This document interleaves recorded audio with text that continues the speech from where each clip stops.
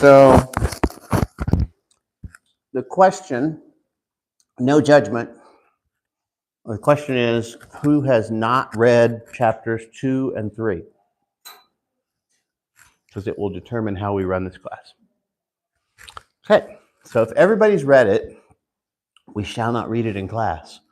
We might read excerpts, and I think we probably need to go and read chapter 3 together because of the discussion. But we'll do an extremely, I know that voice, an extremely short review of last week. And then we'll get into chapter 2. We'll start with the Mother Persia pageant and talk about hidden identities. We'll talk about the plot against Xerxes, discovered by by Mordecai, move into Haman's rise to power and how Mordecai offended him, and then the casting of lots and Haman's accusation, and then the law or decree to destroy, kill, and annihilate the Jews, which is a quote.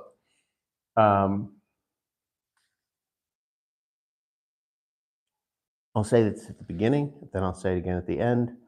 The women's first Tuesday prayer night is this Tuesday, meeting at the auditorium at 6:15. Everyone who is female is welcome. All right. Last week, we talked about the feast, the first feast, the second feast. The first feast was how long? 180 days. 180 days. The second feast was how long?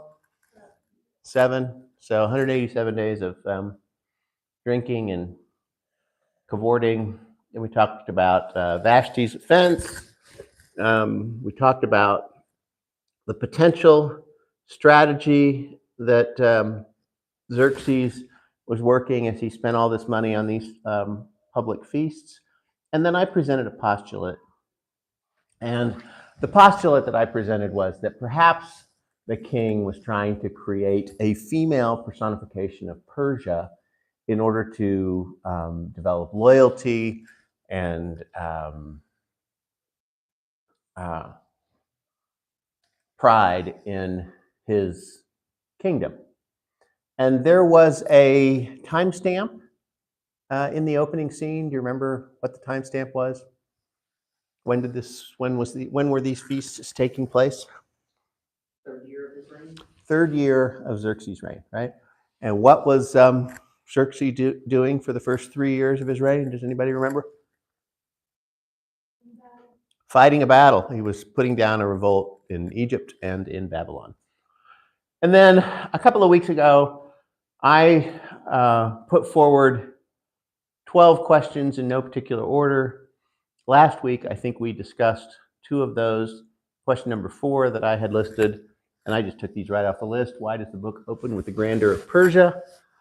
And we, I think, discussed that as we talked about the strategy or the what it was that Xerxes might have been trying to accomplish through these feasts, and then sets the stage for who's in charge, because it really presents an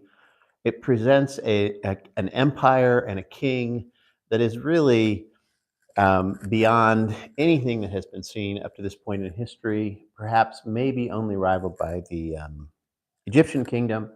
And in the end, because we know the ending, spoiler alert, God is actually in charge, not Xerxes, right?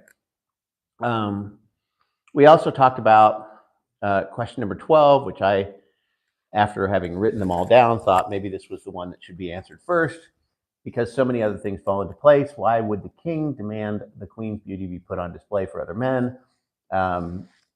We know from other writings in history that that really wasn't the Persian way. They may have been quite a less than civilized group of people, somewhat brutal in many ways, but sort of displaying their wives' was not really part of their culture. I put this postulate up that perhaps the king was trying to create a female personification of Persia, and I said that this week I would try and offer some evidence from the text that that was, in fact, what was happening there. We'll get to that. But this week, I thought of another question, and I sort of slipped it in there as 10.5, which is why did Esther hide her identity? And I thought about this from the standpoint of, we all know the end of the story, right? So we know why she hid her identity. But if you were reading this to a child, don't you think that would be a question that the child might ask? Why is her identity being withheld? Why is she pretending not to be Jewish? And then the other question that I think we'll answer today is, Haman makes 3 complaints against the Jews. Why does he even make the first 2? And I listed them. We'll look at them together when we get into chapter 3. Is there, and he says, there's a people that's scattered throughout the kingdom. He's talking to Xerxes at this point. And he says their laws are different from other people's. And he says these people don't keep the king's laws. And then he goes on to talk about that. So we will not read Esther's chapter 2, verses 1 through 7. This is where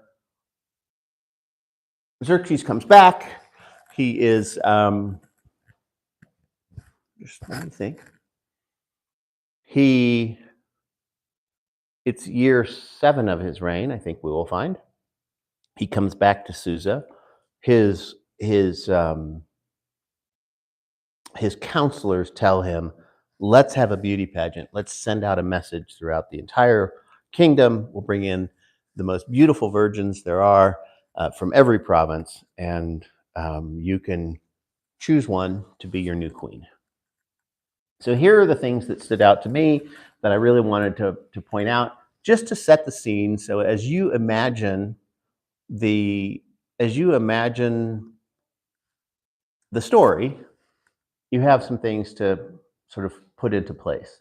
First of all, we're appointing overseers in every province to collect these young women. So does anybody remember how many provinces there were? 127. So imagine that a edict goes out looking for beautiful women to potentially be queen. Send your best candidates. I don't suppose there's a single province that is going to want to miss out on this opportunity. Right?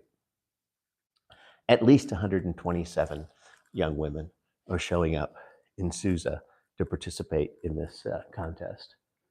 Now, this is kind of interesting. In verse 5, it says that Mordecai was the son of Jair, the son of Shimei, the son of Kish, a Benjamite.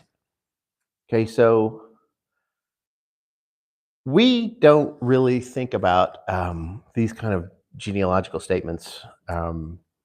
They're kind of boring, but at least they are in our culture. But they actually say a whole lot in the scriptures. Anybody have anything to say about why we get this, 1, 2, 3, 4 generation account about who this chap Mordecai is?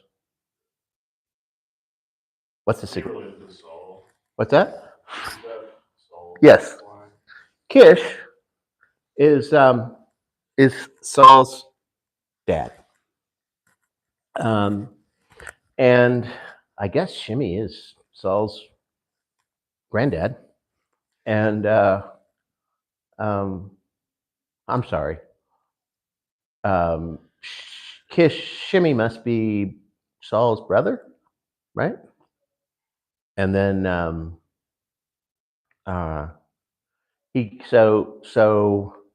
Jair is Saul's cousin, right? Who has Mordecai.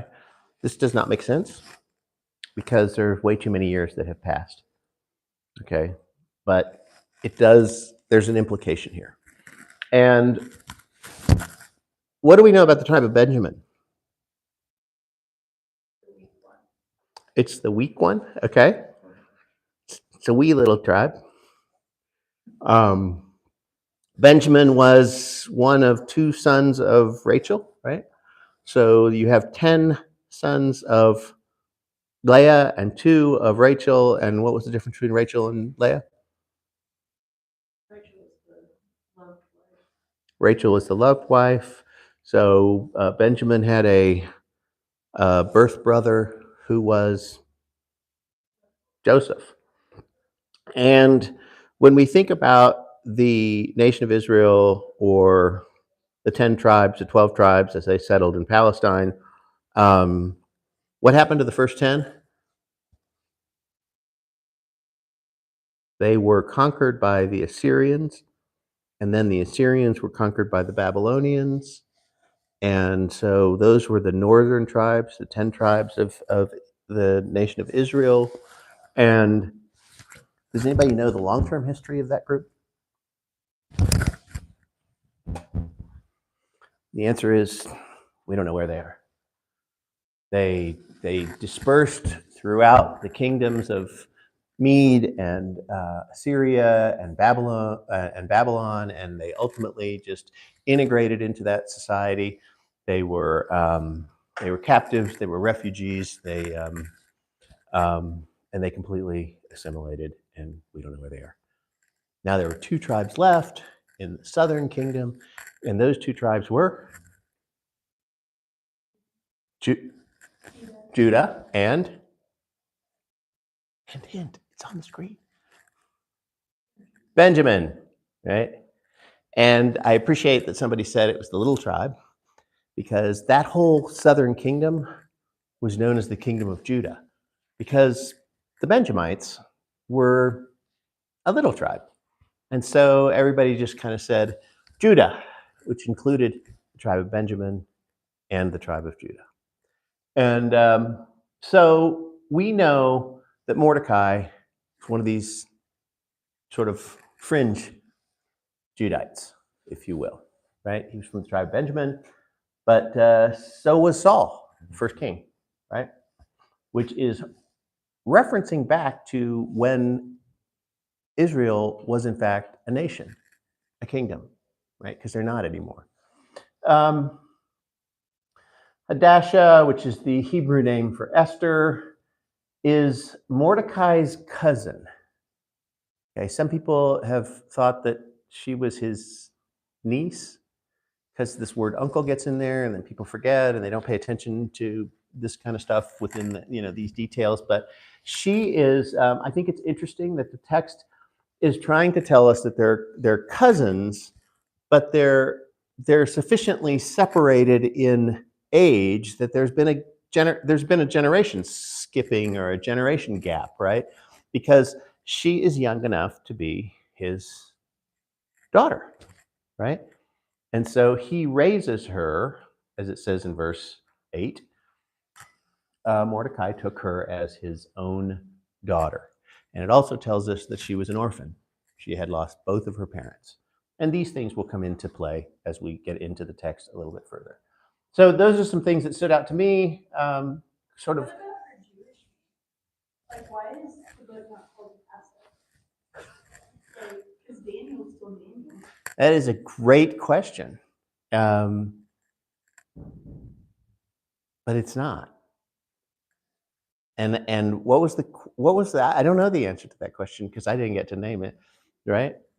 But and I guess it's weird because they were also a conquered people.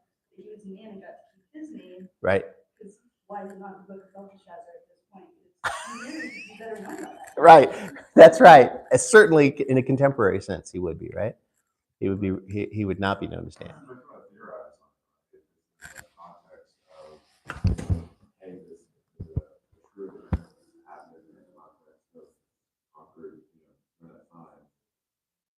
Does it communicate something to more than just the Jewish people? Or they're telling stories? That's a theory. Yes. So, but I think the question is, why aren't we consistent? Why are we using the Hebrew name Daniel? Well, it's just interesting because y'all are using, like, Ahasuerus instead of like Xerxes. So there's not like, they're not driving. Right. There is inconsistency there, right? And I hear your question, and I think it's a good one, and I don't have a good answer for you at this point. But thank you for asking, because it is inconsistent. Okay, so next section of the text in chapter 2, verse 11, are 2 verses 8 through 11. Some things that stood out to me, and this is, now we've started bringing all these women in, and we're getting ready to have this contest, and I thought that it was interesting. It says many young ladies were gathered. It didn't tell us how many. It says that Esther was taken.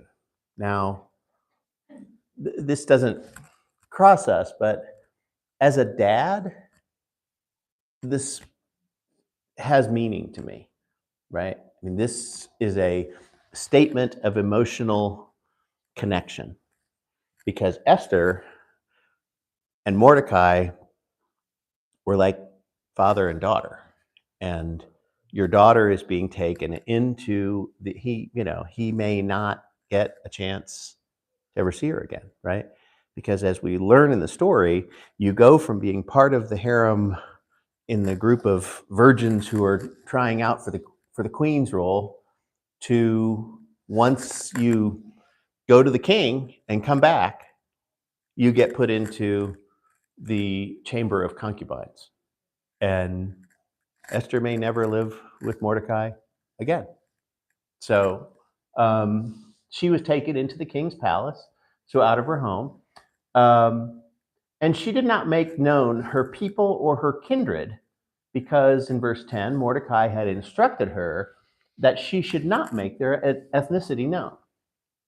And then it says, Esther, or Mordecai, every day walked back and forth in front of the court of the harem to see if he could see Esther. And so this was Mordecai's office in this model.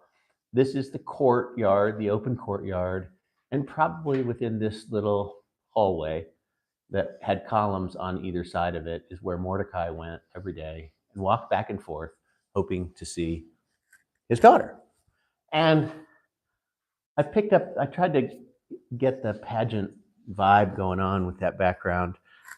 It's an interesting piece of pottery from this same period that is, I think, in the British Museum, but it's kind of a cool thing that's going on there. But a lot of that British pottery that you can find. So we come to the first question. Why did the queen hide her identity? And there are two verses that say the same thing in the same chapter. And usually when things are repeated, it's a way of the author trying to say, this is important. Pay attention to this. I put verse 20 here. Esther had not yet made known her kindred or her people, even as Mordecai had commanded her. For Esther did the word of Mordecai as she had done when under his care. So the NIV reads, it's phrased in such a way that it seems like Mordecai had been telling her since she was a child, don't tell people that you're Jewish. Don't tell people that you're Hebrew.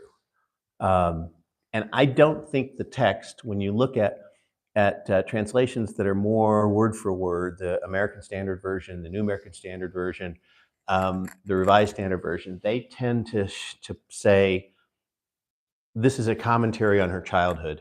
She was an obedient child. She was an orphan. She got taken in by her cousin. She was cared for him as family, and she obeyed him. She did what he said. And when she grew up to be an adult, he gave this instruction to her, and she obeyed it, just like she had when she was younger. So why would Mordecai tell her to do that?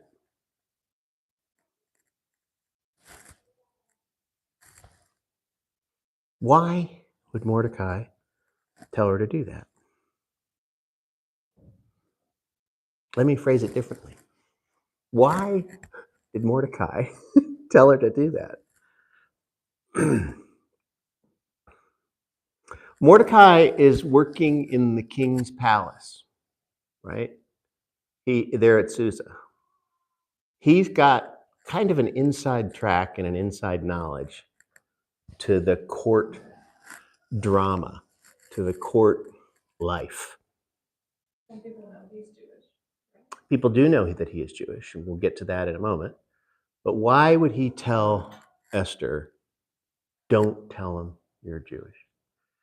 Let me postulate something else. What if Vashti was Egyptian?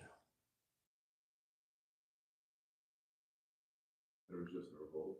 There was just a revolt. And what are we celebrating at the banquet? What do we postulate was the reason for a 180-day, 6 months drinking festival in the palace at Susa? Yeah, they just put down the revolt in Egypt and also one in Babylon. Took 3 years to do it. And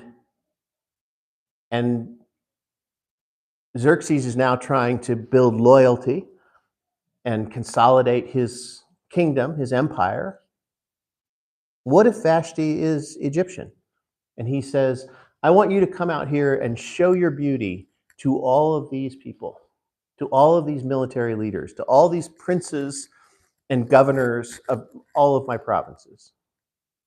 If that was you, what would you say?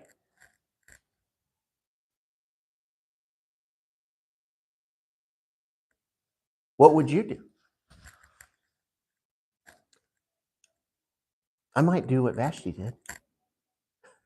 I might say, no, thank you. I'm not really interested in participating in this.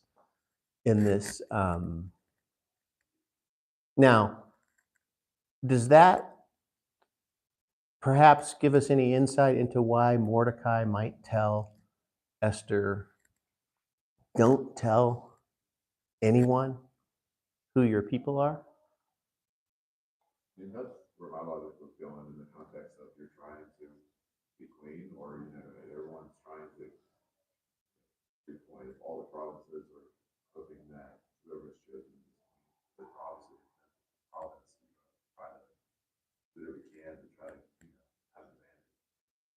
I thought some similar in the sense of like what's for her own benefit or just the advantage of like hey, it's not going to serve you well. You're pointing up or that's where my mind went. Where I don't is why he would have done it. Well, that's why I don't believe this is I don't think he did that when he was younger. I think that when you look at the text in verse 20, it says she was obedient to what he commanded, and when she got older, one of the commands he gave her was, "Don't give away your identity."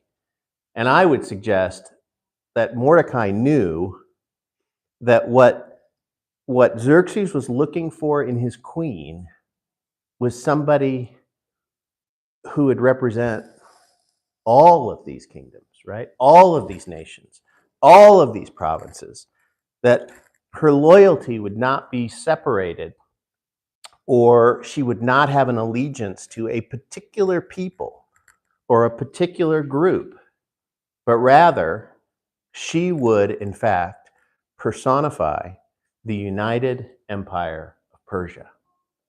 Or not have another revolt, right? Right. I mean, Well, that's that was what was happening, right? And perhaps that's why Vashti didn't jump at the chance to come prance in front of the princes of this empire. Was that why they're pointing out that she's obedient then? Kind of opposite of Vashti at that point? I think she is. I think there is an element, Probably the trait he was going for at this point. He's going to listen. or yeah, that she would listen, and from the king's standpoint. But I think also Mordecai may have known something. He may have known the king is looking for somebody who does not have a divided allegiance. He is looking for somebody to represent the empire. Don't tell anybody where you're from. Don't tell anybody who your people are. Find a way to not make that known. Get lost in the crowd.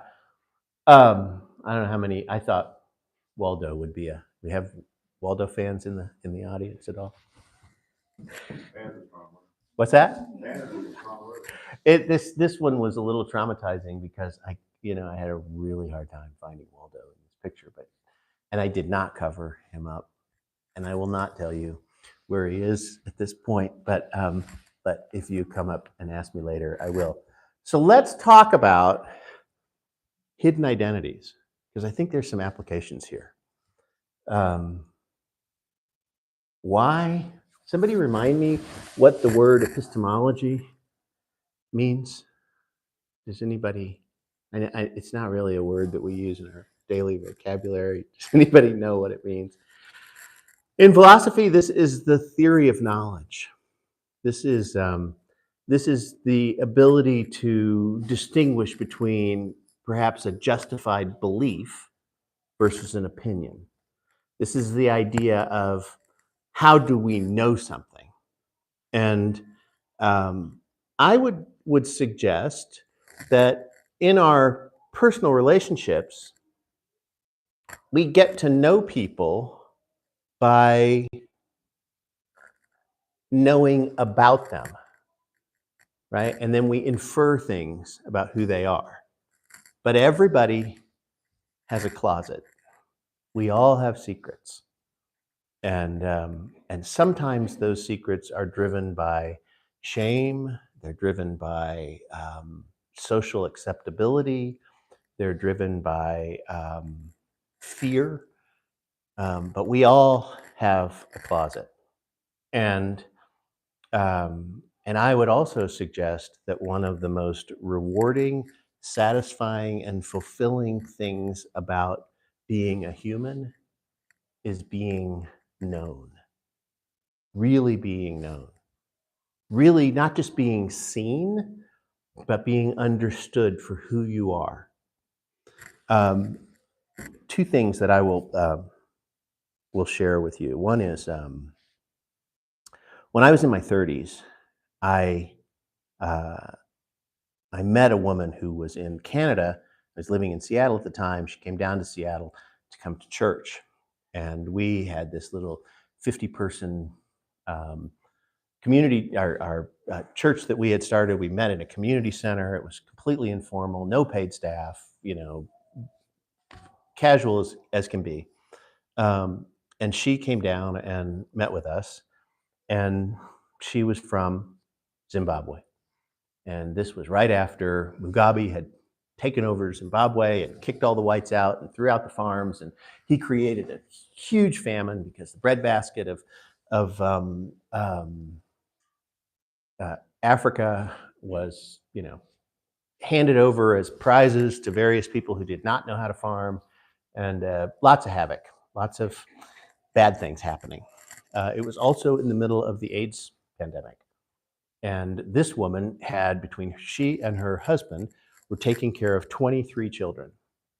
And they were all orphans, and they were all related to her as either nieces and nephews, both on both sides of her family, her brother, or her husband and herself.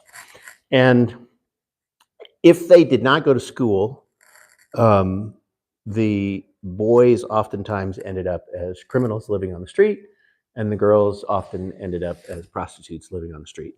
And so they were doing their best to keep them in school. And I think it took $25 to put them through school for the year. Bought their books, paid their fees, got their supplies, and I think there was a uniform associated with it.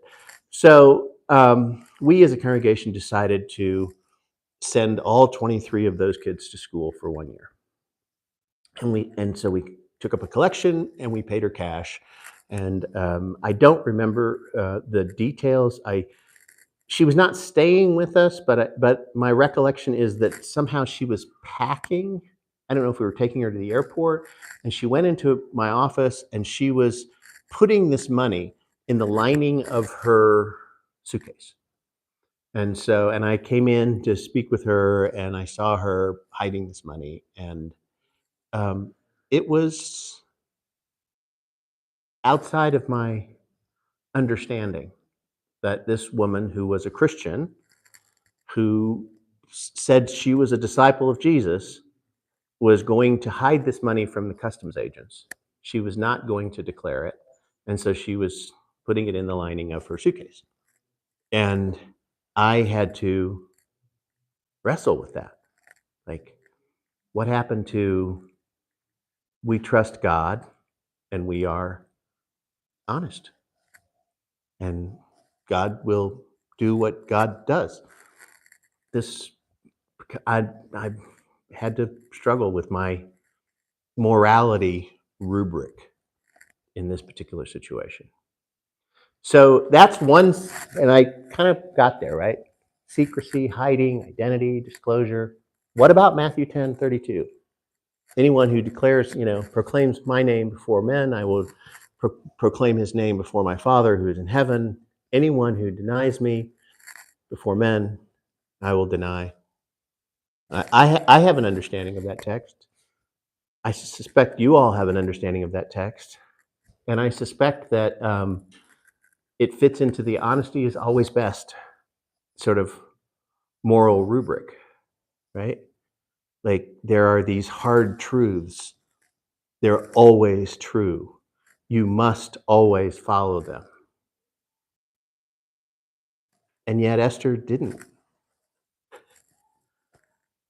I mean, if I read it correctly, do you agree with me? Do you disagree with me? What do you think? I mean, I always point, I always think the Abraham, it's not exactly the same thing, you don't already have the established, I guess, and et cetera, the covenant, but that same context of man who is righteous, like God, who is terrible. Mm-hmm. That's as far as my thought. Passing, performance, and survival. This is, I keep using this word post-exilic writing, right? These were exiles. These were people who were possessions. These were people who were refugees, right? They had been conquered. They were taken as slaves. There's a mindset that early on in this class I said, I don't think I'll ever be able to relate to. Right? I can't relate to that kind of subjugation. I've never been there. I've never been in a situation where I don't have some kind of control, some kind of option. And but that's where Esther was, right? She passes as Persian, right? She performs. She performs in femininity and obedience and beauty and loyalty. Those are performances, right? One of the things that's interesting about the book of Esther is it does not tell us what she was thinking. We just don't have that. It's a narrator's account, unless the narrator wants to pull you into it. And in this situation, who knows what she was thinking? There's lots of people who like to project on her that like she was, an ancient feminist, and would like to put her in that role. But in fact, she was surviving. And then she never discloses, she never brings out her secret until she's in a position strategically to do so. And we have people who live in their closets also. We've got a few different words. What's a safe space? I would suggest that sometimes the church aspires, the gathering of Christians together in the building on Sunday morning or whenever aspires to be a safe place. It's not always a safe place, right? there's still performance that goes on in this context. Um, and it's not, being in the closet is not as simple as being silent, being afraid, being a coward, acting out of fear. Sometimes performance, sometimes passing, sometimes silence is in fact an act of survival. And I ask you to consider that as you consider your love for people around you and your ability to empathize with them and engage with them. Because I think Esther is teaching us something about that. And I wrote it here, sometimes hiding is wisdom in a violent system, right? And violence can be defined in a lot of different ways.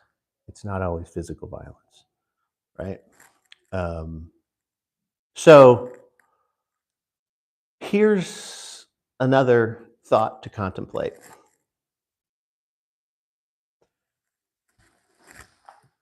You are fully known by God. He knows what's in your closet. And it's extremely liberating. It's an extremely, we can rest in that. We can rest in knowing that we're known. I for too many years thought God knows who I am, and because of this and this and this and this, which I hide from everybody else, he doesn't like me, right? He doesn't like me. But the truth is, he knows all of that, and he still loves me. He might not like those aspects about me. He might, just like me, want that to change, but he still loves me and accepts me. And that is a challenge. That is a challenge of living by faith, believing that the creator of the universe really understands what you're going through, who you are, and what your secrets are. Okay. Bryon, I really appreciate but also the context that you said about, in the sense of like thinking of others and how you're guiding them and understanding how to say something. It's your context of like at what point in time is it faith versus different right versus trusting in God, and it reminded me of I can't remember when it's but where Paul they fled. Right? They actually fled the town. Right. Right after they beat him up and left him for dead. It wasn't like, oh, I can go here and be fine, and God will take care of me. No, they fled, right? So I think in that same context, right, it's trusting in God that when there's a time to actually step up and do something, and I think for me, a good barometer in that context is the people around me, right? Is it unselfish? How that context goes. There's a straight line or right. mathematical equation that get the right answer or not. But I think again, there's a time when you might need to take action in order to save yourself or save others. Right. I think that one of the things that really bothers me about society's perception of Christianity is that Christians are thought to be judgmental because they use this moralistic rubric that says, because this is always wrong, I reject you if that's in your life. And then Christians end up hiding themselves because there may be things that aren't acceptable that are in their own lives. And so they're performing in order to fit into the society that is there. And if I'm not sure that Christians are as judgmental as they're perceived to be. I think it's lessons like this, where if we can understand that this is the way humanity works, and that there are acceptable places for these kinds of behaviors, and if we can empathize with that, we can actually be the kind of salve, the kind of light, the kind of love that God wants us to be to people around us. And it really takes understanding that about ourselves and about other people, and working with them. Okay. Any comments on the epistemology of closet? Well, just to comment on what you were saying, I feel like there's lots of layers to how people view the church and how the church views other people, but I don't think you can really give people grace if you haven't accepted it. So you have to like accept that God's not judging you first. Otherwise, if you think you're fully judged and there's no grace for you, then there's no reason for you to get grace. I think that's an excellent point. I appreciate you bringing that out. I mean, we have to understand that God has rooted through all of the stuff in our closet, and He's okay with it. He knows how broken we are. He knows that we aren't who we would like to be. And He loves us anyway. So, thank you for that. Anything else before we try to get through to the second piece that I want to talk about? All right, so I don't remember what Esther 2:12 through 16 says. Maybe the next text will tell me. Oh yes, we're still in the middle of the beauty contest, right? 6 months, a year, she's beautifying herself. We don't know how Esther felt about this. She might thought, this is stupid. And I'm not sure what the difference between myrrh and spices and cosmetics for women are. Anyway, it stood out to me as I read that text. We're going to spend a year beautifying this person. And then it tells us when it came time to, walk down the runway, if you will. In the evening, the woman would go into see the king, and in the morning she would return, and she would go to the house of concubines, and because she was no longer a virgin, and she would never see the king again if he didn't call her by name.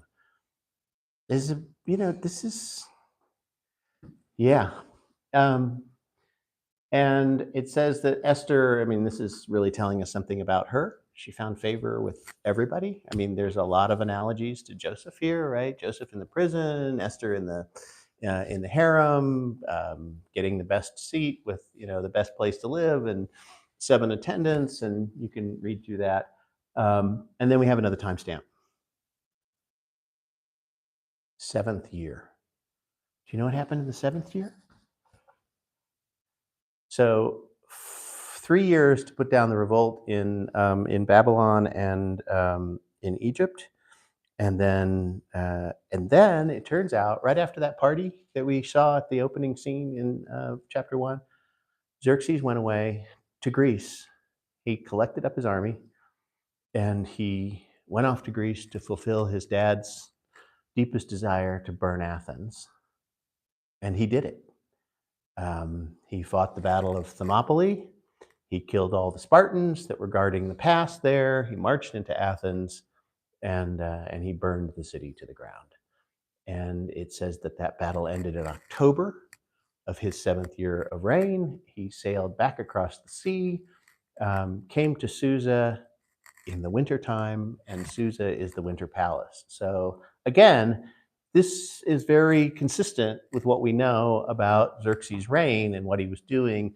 And so now he comes back, it's the 7th year of his reign, and his advisors say, let's find a new queen. We've been without one for the last 4 years while you've been away in Greece. Okay, so, and then there's the plot against Xerxes, and I put up this little cartoon because it says that it was 2 of the king's officials who guarded his door, which is exactly why Mordecai found out about this, right? He lives in the king's gate. That's where he works. This is interesting. So, by the way, I skipped the section where Esther becomes queen. So she's queen at this point. After she's queen, Mordecai learns about these two guys, these two guards who want to kill the king, and he goes and he tells Esther, and Esther goes and tells the king. What's wrong with that story? You're not supposed to, like, in that time, the queen isn't supposed to go to the king unless she's told.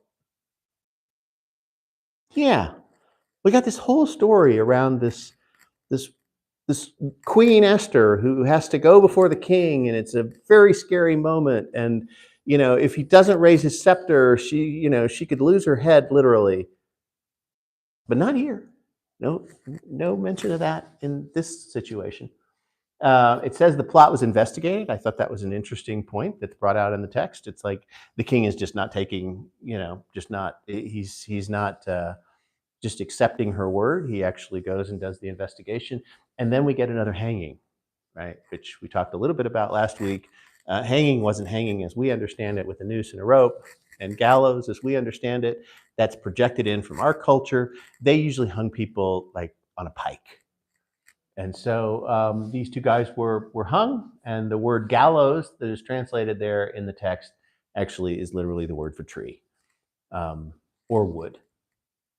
And then it says it was written in the book. All this stuff was written down in the book of the Chronicles in the presence of the king. That'll be important in the future. But we have never been able to find the book of Chronicles of the Persian kings. Yes?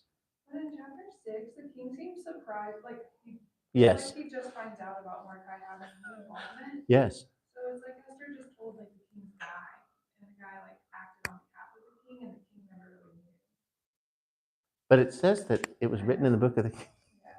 So, you're suggesting. Odd that he's surprised later, but that even happened. So Esther informed the king in Mordecai's name, not the king's guy. Yeah. I mean, I understand. Well, maybe I'm just guessing, but maybe it's because he'd just gotten back from 4 years of serious battle with the Athenians, and he was like, and he's like going through 127 women trying to find a queen.